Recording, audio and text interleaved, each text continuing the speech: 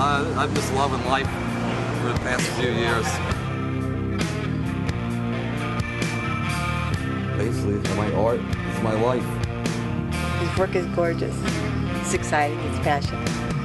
Even the color palette that he uses with the yellows and the blues, and this tremendous vibrancy, his thick brushwork, the strokes that you can just see on the canvas. They're exciting to look at. Even a still life isn't still.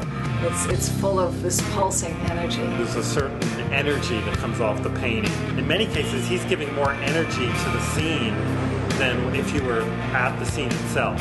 And people feel that energy. They remember an energy with that space, but it's more internal, and I think he captures that internal feeling. Yeah, my goal is to get in the Metropolitan.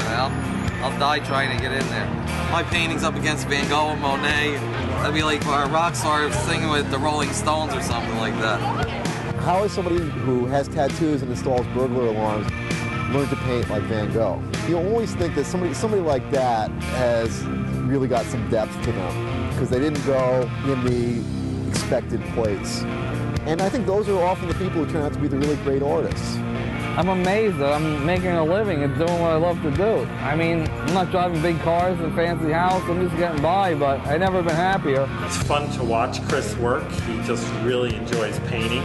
Most of the artists are hidden away in their studio, or more likely they're working at their 9-to-5 job, but Chris is really out there on the front line, and people get to see him. The work that he does when he's painting on the streets is very thrilling to the people who watch him, and that they get a chance to sort of see what they know as a familiar landscape transposed and put onto a canvas and taking on a life of its own.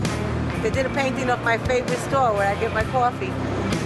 Yeah, I mean everything, the signs, the Marlboro sign, you know, they have outside. They did a great job.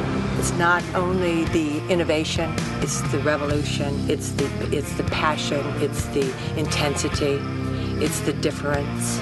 It's all of those things, and his paintings have that.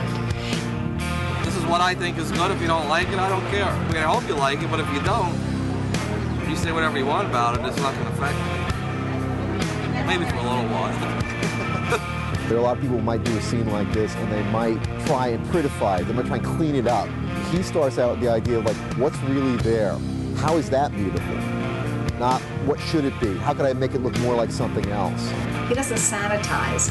He really puts in all of the telephone wires and the buckled sidewalks, and you get that sense even from the perspective that he brings almost a determined anti-balance. Just the affection he has for the scenes. The fact that somebody could look at that and say, like, I see that as a painting, you know, or I see something beautiful there, or something worth capturing. He's very gifted, I think.